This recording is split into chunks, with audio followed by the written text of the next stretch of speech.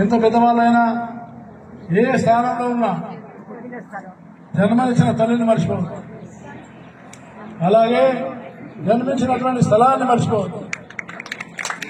అలాగే చదువుకున్నటువంటి విద్యాసంస్థలు మర్చిపోవద్దు.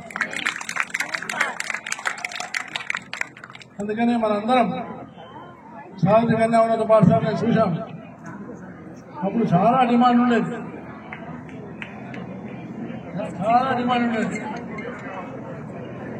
నేను చూసేవాడిని. అందరూ ఆడపిల్లలు బాగా చదువుకోవడానికి చాలా మంది వచ్చేవాళ్ళు. కానీ నేను ఎంపీ అయిన తర్వాత ఎంపీగా ఒకసారి స్కూల్కి వచ్చాను. అది 1993లో వచ్చాను. ఆ తర్వాత మళ్ళీ ఒకసారి మంత్రి అయినా. అది 1999. అప్పుడు ఈ స్కూల్కి వచ్చాను.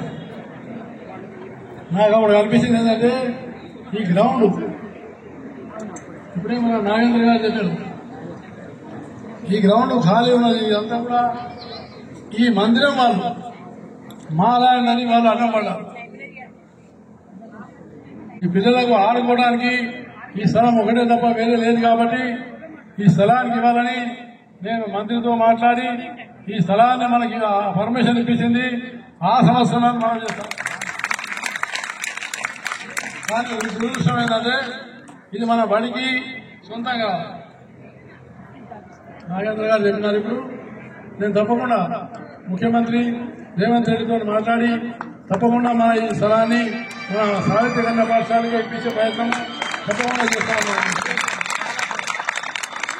ఎందుకంటే స్కూల్కు పిల్లలు ఆటపాట ఉండాలి. ఏమా నువ్వు నీ చిన్నపిల్ల ఇక నాది చూడాలి. ఆ పాప నేను కూడా కూర్చున్నాను. ఆమె ఇక్కడ నాది చూడు, అందరూ నాది చూడాలి. ఎందుకంటే నేను కూడా టీచర్గా పనిచేసినా అని మీకు ఈ సభాముఖంగా పనిచేస్తాను. అయితే నేను టీచర్గా జీతం తీసుకొని పనిచేయలేదు. మా బస్తీలో ఉన్న గరీబ్ పిల్లలు ఎంతమంది ఉన్నారో చదువుకోకపోతే వాళ్ళందరినీ అరువుగా కూర్చోబెట్టి రాత్రి 8 గంటల నుంచి 11 గంటల దాకా చదివించే వాళ్ళని మనం చేస్తాం. అందులో ఇప్పుడు ఒకడు వైకృష్ణ కార్పొరేటర్, వాళ్ళ అమ్మ వచ్చి కృష్ణ కార్పొరేటర్ వాళ్ళ అమ్మ వచ్చి వీడు మావాడు చాలా మాకేమి చదువు రాదు కాబట్టి మావాడు జరగదు. కానీ మనిషి చాలా చదువుకున్న వ్యక్తి. అప్పుడు నేను అనుకున్నాను, కృష్ణను బాగా కష్టపడు పోతామంటే ముందు కూర్చుంటూ తర్వాత సమాజ సేవ చేసుకుంటూ కార్పొరేటర్ కూడా అయినని నేను మీకు సభాముఖంగా పనిచేస్తాను. వాటి మనిషిని నిరాశపడదు. ఈ పిల్లలకు చిన్న కథ చెప్తాను. ఈ పిల్లలంతా నా వైపు వినాలి. పెట్టు రామ్మా, ఇక్కడ పెట్టలేదు, ఈ పెట్టలేదు, నా వైపు చూడాలి. మీకోసం నేను వచ్చింది ఇవాళ నేను చిన్న కథ ఎందుకు చెప్తున్నా అంటే, ఒక ఇంట్లో కూర్చోమ్మా, నేను ఇప్పుడు మీ ప్రిన్సిపాల్, మీ అందరూ నా వైపు చూడాలి. ఒక ఇంట్లో 2 రామశిలికలు ఉన్నాయి. ఏమున్నాయమ్మా? Good, very good. రామశిలికలు ఉన్నాయి. ఆయనకు చాలా ఇల్లు నడుమ పరిస్థితి. ఆ రామశిలికలను తీసుకుపోయి ఆమె ఒక రామశిలికను తీసుకుపోయి అమ్మితే ఒక టీచర్, ఉపాధ్యాయుడు, పండితుడు వాళ్ళు కొనుక్కొని ఆ ఇంటి ముంగట ఒక పింజరం పెట్టి ఆ పింజరంలో రామచిలుక పెట్టినాడు. ఆ రామచిలుక ఆ ఇంట్లో ఉన్నటువంటి వాళ్ళు ఎవరు ఉన్నారు, ఆ టీచరు వాళ్ళ కుటుంబం వాళ్ళు ఎవరు వచ్చినా రాండి, కూర్చోండి, మీరు తాగండి, మంచిగా ఉన్నారా లేదా అని అడిగేవారు. అదే మాటలు రామచిలుక కూడా నేర్చుకుంటారు. రామచిలుక అట్లా నేర్చుకుంటారు పాట. రాండి, ఎవరైనా వస్తే ఇంటికి రాగానే రాండి, కూర్చోండి అని చెప్పేసి రామచిలుక కూడా పడుతున్నాడు. రెండో రామచిలుక అది ఎవరికి అమ్మింది? ఒక కషాయానికి అమ్మింది. కషాయన అంటే కోసినాయన, మేకలు అవి కోసినాయన. ఆ కషాయం ఏం చేశాడు ఆయన ఇంట్లో ఉండదు వాతావరణం, పకడో కాటో కీల్చు అంటే పట్టుకోండి, పోయింది, సంపోండి. ఆ రామచిలుక అదే నేర్చుకుంది. రామచిలుక అదే నేర్చుకున్నాక ఒక రోజు ఒక భిక్షమాయన వచ్చాడు. వచ్చి ఆ భిక్షమాయన ఈ మొట్టమొదలు పండితుడింటికి పోయాడు. ఆ పండితుడింట్లో ఉన్న రామచిలుక ఏమన్నది చెప్తున్నారా? ఆ భిక్షగాడు వచ్చి, అమ్మా నాకు దానం వేయండి అన్నాడు, నాకు అన్నం పెట్టు అన్నాడు. ఆ రామచిలుక ఏం చెప్పిందంటే, రాండి, నీళ్లు తాగండి, కూర్చోండి, బాగున్నారా అంటే ఆ భిక్షగాడు చాలా ఆశ్చర్యపోయి అరే నేను పక్క ఇంటికి పోయాడు. ఎవరిల్లు అది? కషాయం. Very good. ఆ రెండో ఇంటికి పోయాడు కషాయానికి పోయి, అమ్మ నాకు భిక్షమేనా అన్నాడు. అంటే అప్పుడు ఏమన్నా రామచిలుక?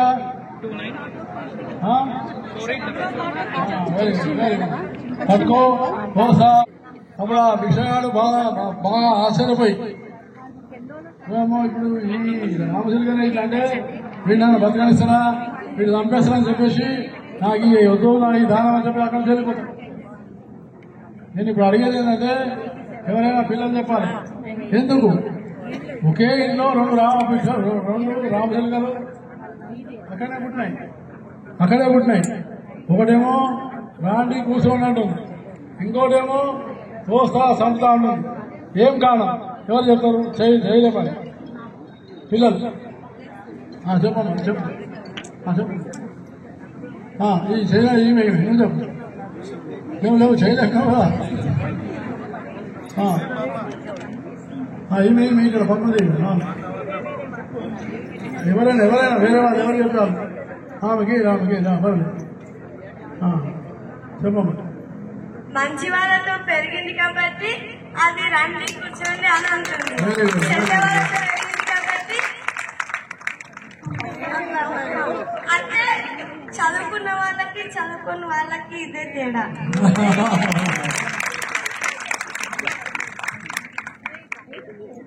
బాగా చెప్పింది అమ్మాయి, బాగా చెప్పింది. నీ పేరేంటమ్మా?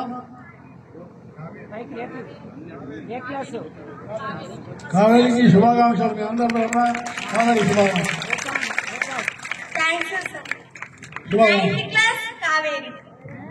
ఎందుకంటే నేను రామచిలుక కథ ఏం చెప్పినా అంటే, మీ ఇంట్లో ఎట్లా వాతావరణం ఉన్నా మీరు మంచిగా పెరగాలి, బాగా కష్టపడాలి, బాగా చదువుకోవాలి. అందులో ఆడపిల్ల అంటే ఆది లక్ష్మణి నేను మీకు సభాముఖంగా చేస్తున్నాను. ఇవాళ చాలా మంది ఆడపిల్ల ఉంటే మాకు బాధ అనుకుంటున్నారు. కానీ నా మనం ఏంటంటే, ఆడపిల్ల ఇంటికి నష్టం కాదు, ఆడపిల్ల ఆది లక్ష్మణి నేను ఈ సభాముఖంగా తెలియజేస్తున్నా. మన భారతీయ సంస్కృతిలో ఆడవాళ్ళకి చాలా గౌరవం. ఆడవాళ్ళని గౌరవించుకుంటేనే ఆ సమాజం ముందుకు పోతుంది. ఏ సమాజం అయితే ఆడపిల్లలను గౌరవిస్తుందో ఆ సమాజము, ఆ దేశము ప్రపంచంలో ఉన్నత స్థాయికి పోతుందని నేను మీకు ఈ సభాముఖంగా చేస్తాను. అందుకని మనం ఆడవాళ్ళని గౌరవించాలి. ఇప్పుడు మీ అందరూ తెలుసు, రామాయణ మహాభారతం అన్నారు. ఎవరు పేరు పెట్టుకున్నా, పెళ్లి పత్రికలు రాసిన మొట్టమొదలు ఆడాల పేరు రాసి తర్వాత మగవారి పేరు రాస్తా.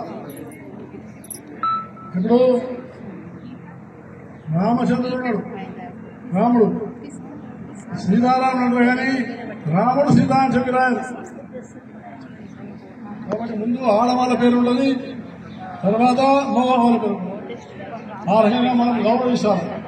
అందుకని మీరు తప్పకుండా బాగా చదువుకొని నేను ఏ విధంగానైతే నేను ఇవాళ మీ ముందు నిలబడి గవర్నర్ అయినా అంటే చదువుకున్నా కాబట్టి నేను గవర్నర్ అయినా అని నేను మీకు సభాముగా మనవిస్తాను. నేను చదువుకోకపోతే నేను ఎంపీ అయ్యామని కాదు, మంత్రి అయ్యామని కాదు, నరేంద్ర మోడీ గారు నన్ను మంత్రి కూడా చేసేవాడు కాదు.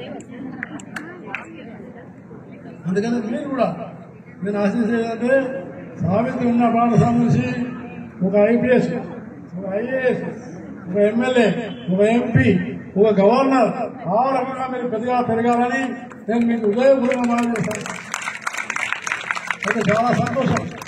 ఇక్కడ మన వచ్చినటువంటి ఒక సోదరిమణి పల్లవి గారు, ఆమెతో పాటు మన శ్రీమతి కస్తూరి గారు, ఆమె చాలా బాగా చెప్పింది. 80 సంవత్సరాలున్నా 80 సంవత్సరాలున్నా 30 సంవత్సరాల యువ ఆడపిల్ల కంటే ఆమె చాలా చురుగ్గా ఉందని ఆమె మనసులో ఉన్నటువంటి తపన, ఆమె మనసులో ఉన్నటువంటి బాధ ఆ రకంగా సేవలు అందిస్తున్నందుకు ఆమెతో పాటు మన ఈ స్కూల్లో పనిచేసిన టీచర్లందరికీ నా హృదయపూర్వకమైనటువంటి ధన్యవాదాలు చేస్తున్నాను. అలాగే ఈ యొక్క స్కూల్ కమిటీ వారు చాలా కష్టాలు పడరు. టీచర్లకు జీతాలు చేయడానికి కష్టపడరు, పిల్లలను నిలుపుకోవడానికి కష్టపడరు. చివరికి ఇప్పుడు ఇంత మంచి సంఖ్యలో చెప్పండి స్కూల్ నడుపుతున్న మీ అందరికీ, ముఖ్యంగా రాఘవేంద్ర గారికి, మల్లేశ్వరు, రాజేష్ అందరికీ, రమణ, వెంకటరమణ అందరికీ కూడా నేను పేరు పేరున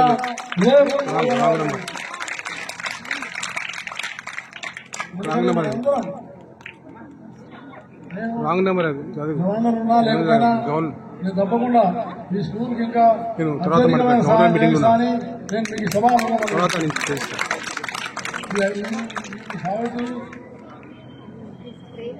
పాఠశాల ఏదో కన్యా పాఠశాల ఏదో దీన్ని ఒక ఆదర్శమైన పాఠశాలగా నిర్మాణం చేద్దామని నేను మీకు ఆదర్శమైన పాఠశాల ఉండాలి. సంతోషం ఇంగ్లీష్ మీడియం ప్రారంభించారు, కానీ ఇంగ్లీష్ మీడియం ఎంతైనా మన మాతృభాషను మర్చిపోదు, మన తెలుగు భాషను మర్చిపోదు. తెలుగుతనం అనేది, తెలుగు భాష అనేది మనిషికి బాగా పట్టుదలిస్తుంది. అంటే ఇంగ్లీష్ నేర్చుకుంటాను నేను ఇంగ్లీష్ వ్యతిరేకం కాదు. ఇంగ్లీష్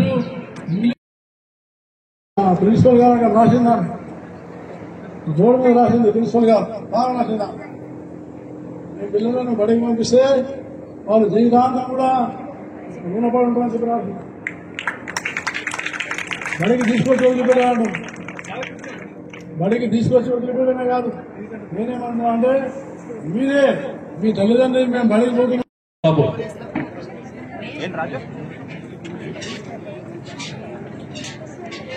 బాబు ఇంకెవరున్నారు దయచేసి రావాలి. స్వరాజ్ ఇంతవరకు అందరికీ సన్మానం జరిగింది, దేవరాజేశ్వరరావు వారికి సన్మానం జరగలేదు. నేను తప్పకుండా వారికి హృదయపూర్వకంగా నేను సన్మానం చేయాల్సి ఉంది.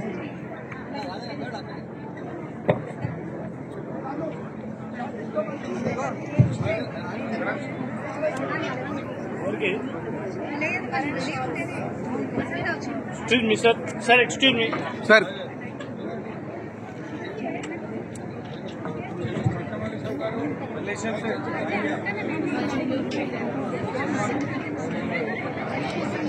మన స్కూల్ కన్నా అందరి మన పాత స్టూడెంట్స్ అందరికి వేయాలని మనం అందరు స్టూడెంట్స్.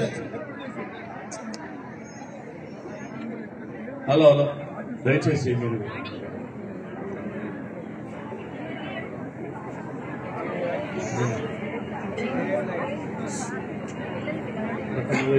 Sir, కొంచెం సైడ్ excuse me. స్వాగతం సుస్వాగతం.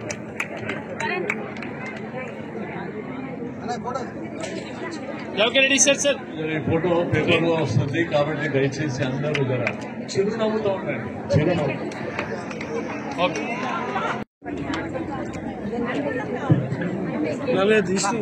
మంచిగా చెప్పండి. ఈ యొక్క సావిత్రి కన్య ఉన్నత పాఠశాల ఓల్డ్ స్టూడెంట్ కరికే శ్రేయ గారు ఒక చిన్న సందేశాన్ని మీ అందరికీ ఇస్తుంది.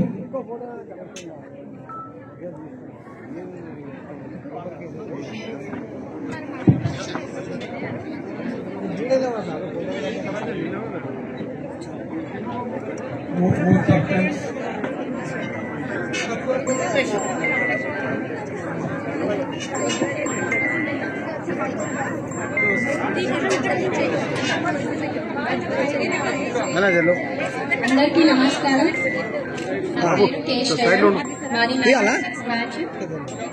ఇవాళ మన పాఠశాల యొక్క 82వ వార్షికోత్సవాన్ని హాజరు నాకు చాలా ఆనందంగా ఉంది. ముందుగా ఈ కార్యక్రమానికి విచ్చేసిన పెద్దలందరికీ, ముఖ్యంగా శ్రీ బండారు దత్తాత్రేయ గారికి నా హృదయపూర్వక కృతజ్ఞతలు. మాకు బడిని, బాధ్యతను, భవిష్యత్తును పరిచయం చేసిన నా ఉపాధ్యాయులందరికీ, తరగతిలో తలరాతలు మార్చి విశ్వానికి విజ్ఞానాన్ని అందించే గురువులందరికీ నా విద్యను బోధించి విజ్ఞానాన్ని పెంపొందించిన గురువులకు, సంస్కారాన్ని నిర్ణయించి వ్యక్తిత్వాన్ని నిర్మించిన నా తల్లిదండ్రులకు నేను ఎప్పుడూ రుణపడి ఉంటాను. ఈ పాఠశాలలో చదువుకుంటున్నటువంటి విద్యార్థులతో ఈ రోజు నా మనోభావాలు పంచుకోవాలనుకుంటున్నాను. ఈ జనరేషన్ పిల్లలు చాలా మంది అనుకుంటారు బాగా డబ్బు ఉండి బాగా సంపాదిస్తే జీవితం హాయిగా బతకచ్చు అని. కానీ సంపాదన కంటే చదువు గొప్పది. ఎందుకంటే సంపాదనని మనం కాపాడుకోవాలి, చదువు మనని కాపాడుతుంది. అటువంటి చదువు మనకు ఈ బడి అందిస్తుంది. భయంతో ఏ పని చేసినా పరిపూర్ణత సాధించలేము, కానీ వివేకంతో చేసిన పని ఏదైనా సరే సత్ఫలితాలు సాగాలి. మంచితనం ఇవన్నీ మనం నేర్చుకోవడం ఈ బడి ఉపాధ్యాయుల నుండే ప్రారంభిస్తాం. ఒక ఉపాధ్యాయ జీవితంలో కేవలం వాళ్ళకు మెడల్స్ బహుమతిగా ఇవ్వాలి. విజయలక్ష్మి ఆఫ్ క్లాస్ 10 ఎక్కడున్నా రావాలి స్టేజ్ మీదకి. Vijayalakshmi of class 10, Mounika. Vijayalakshmi of class 10. I request Telangana chamber of agri traders కు జనరల్ సెక్రటరీ గారు శ్రీ భట్కిరి వివేకానంద్ గారిని స్టూడెంట్స్ కు మెడల్స్ ఇవ్వాల్సిందిగా కోరుతున్నాం. అలానే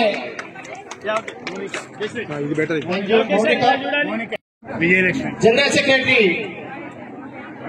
మన రాచూరి దయానంద్ గారిని claps please. Vijayalakshmi. Jagadeeswari of class 9th, Jagadeeswari of class 9th, Vaishnavi of class 9th. తొందర రావాలి బేటా.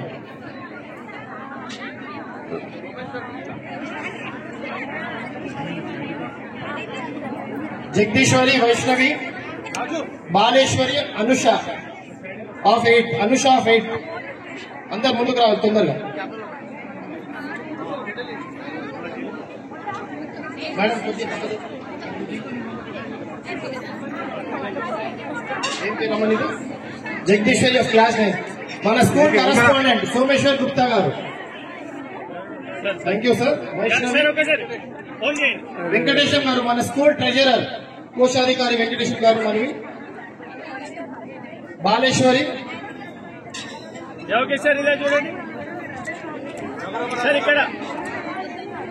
బాలేశ్వరి. ఐ రిక్వెస్ట్ ఖ్యాతం రఘురామరాజు గారిని మెడల్ తో సన్మానించాల్సిందిగా. బాలేశ్వరి. బాస్ ప్రెసిడెంట్ భాగ్యనగర్ అయ్యప్ప సేవా సమితికి ప్రెసిడెంట్ గారు. Anusha of class 8.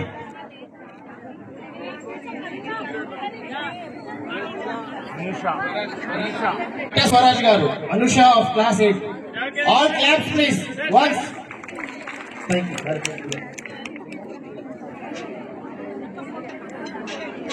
Old students కు మనవి, అందరు పిలుస్తాము. బ్యాచ్ వైజ్ గా స్టేజ్ మీదకి రావాల్సిందిగా మనవి.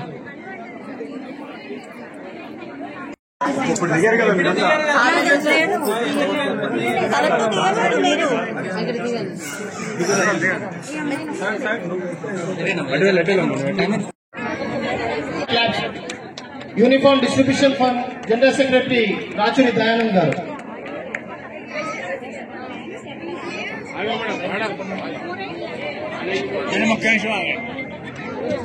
మన స్కూల్ కరెస్పాండెంట్ సోమేశ్వర్ గుప్తా గారు. సార్ ఒకసారి ఇలా నిల్చోండి సార్. ఇంకొకటి ఓకే, ఇలా చూడండి సార్ అందరూ. గట్టిగా క్లాప్స్ ప్లీజ్. పిల్లలు కూడా మోటివేషన్ ఉంటుంది మీ క్లాస్ వల్ల. Thank you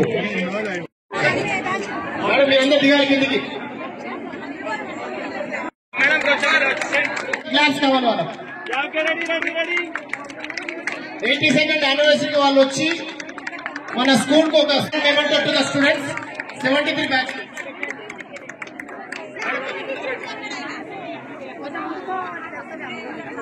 ready 70